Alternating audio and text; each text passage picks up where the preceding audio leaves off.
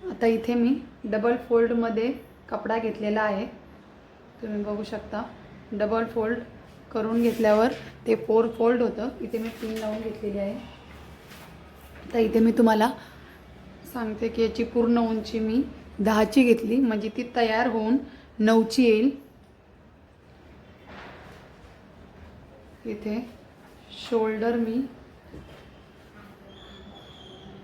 4चं टाकते आणि जी गळा रुंदी आहे ती गळा रुंदी 1.25ची टाकते।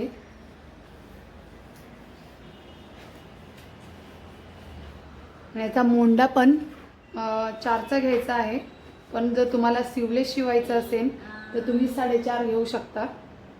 इथे मी 4.5 घेणार आहे, जेणेकरून सिवलेस असल्यामुळे फ्रॉक पण व्यवस्थित बसते आणि लूज पण राहते। इथे पुढच्या गळ्याची उंची आणि मागच्या गळ्याची उंची मी सेम घेणार आहे, 3ची गळा रुंदी ठेवते।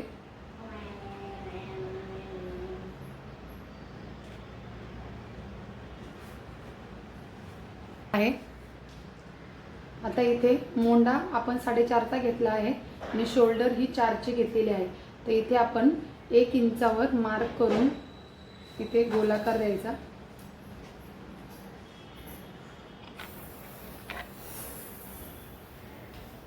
आणि इथे पण पुढचा गळा आणि मागचा गळा हे मी गोलाकारमध्येच घेतलेला आहे, तुम्ही बघू शकता।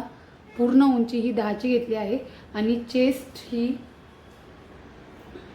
8ची आहे, म्हणजे 6ची छाती आहे, तर त्यात 2 इंच एक्स्ट्रा घेतला आहे। तुम्हाला जर जास्त वाटत असेल तर तुम्ही 1.5 इंच पण घेऊ शकता। अशा प्रकारे आपल्या पुढच्या गळ्याचं माप आणि मोंडा शोल्डर याचं पूर्णपणे मेजरमेंट। आता इथे आपण कटिंग करूया।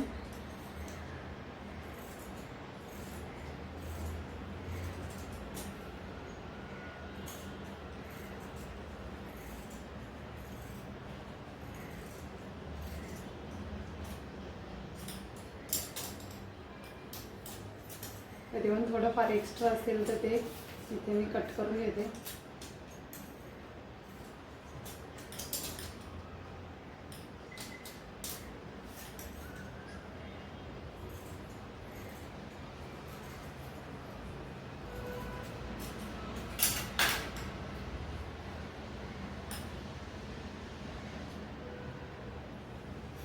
आता तुम्ही इथे बघू शकता आपला पुढचा भाग आणि मागचा भाग इथे पूर्णपणे रेडी झालेला आहे। तर आता आपण मेन फॅब्रिकवर कटिंग करून घेऊया।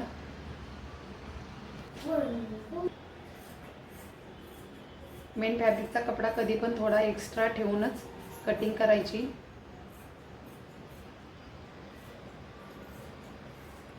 वर कट करून घेतलेला आहे। आता आपल्याला इथे गळ्याच्या साईडने पूर्णपणे शिलाई मारून कपडा आपल्याला आतमध्ये पलटी करायचा।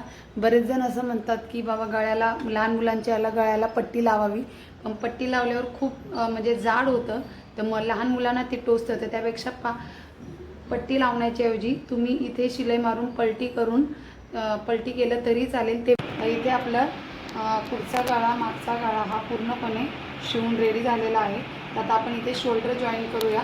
शोल्डर जॉईन करताना दोन्ही पार्ट सरळ ठेवायचे आणि इथे आपण शिलाई करायची आहे, जेणेकरून आपल्याला शोल्डरच्या इथे इंटरलॉकची गरज पडत नाही। कारण बऱ्यापैकी असं होतं की जेव्हा आपण डायरेक्टली शिलाई मारतो, इथे फक्त मी नॉर्मली शिलाई मारत आहे, नॉर्मली फक्त कट टू कट एक शिलाई घेत आहे, जेणेकरून पलटी झाल्यावर आतमध्ये मुलीला कोणत्याही प्रकारचं धागा वगैरे कपडा वगैरे टोचणार नाही। आपल्याला फक्त नॉर्मली शिलाई मारून घ्यायची आहे। इथे आता आपण पलटी केलेलं आहे आणि आतल्या साईडने याच्यावर आपल्याला दाबटीप द्यायची आहे।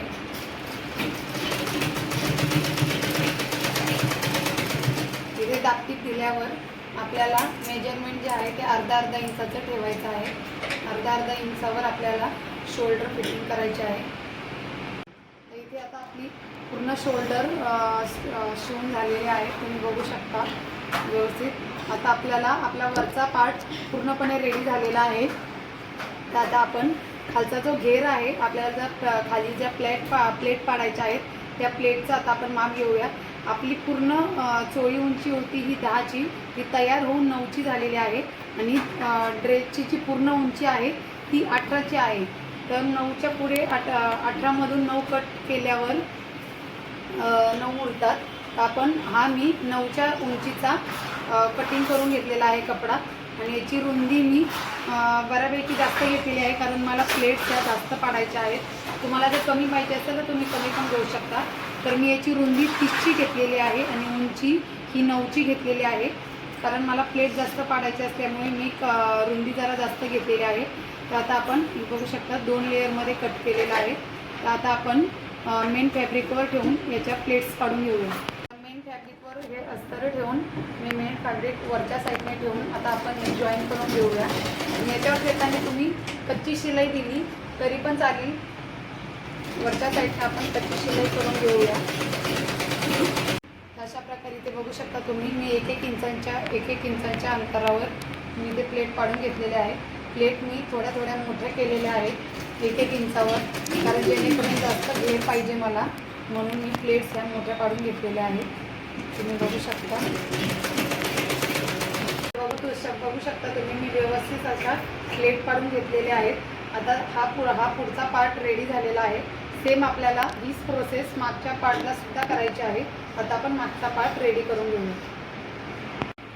आता आपले इथे दोन्ही पार्ट रेडी करून झालेले आहेत. आता आपला जो वरचा पार्ट जो आहे तो आपल्याला याच्यावर उलटा ठेवून इथे पूर्णपणे डबल शिलाई द्यायची आहे. इथे मी पुढच्या साईडला आणि मागच्या साईडला पूर्णपणे कपडा जॉईन केलेला आहे.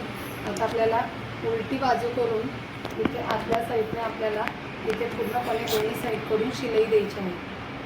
तशी आपली प्लेटवाली फ्रॉक इथे शिवून पूर्णपणे रेडी झालेली आहे. तुम्ही बघू शकता छान अशी फिनिशिंग आलेली आहे. छान अशा प्लेट्स पडलेल्या आहेत. तुम्ही बघू शकता.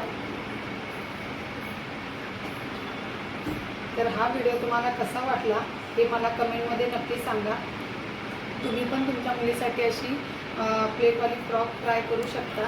3 महिने ते 1 वर्ष बाळासाठी हे माप टाकून तुम्ही पण ही फ्रॉक शिवू शकता.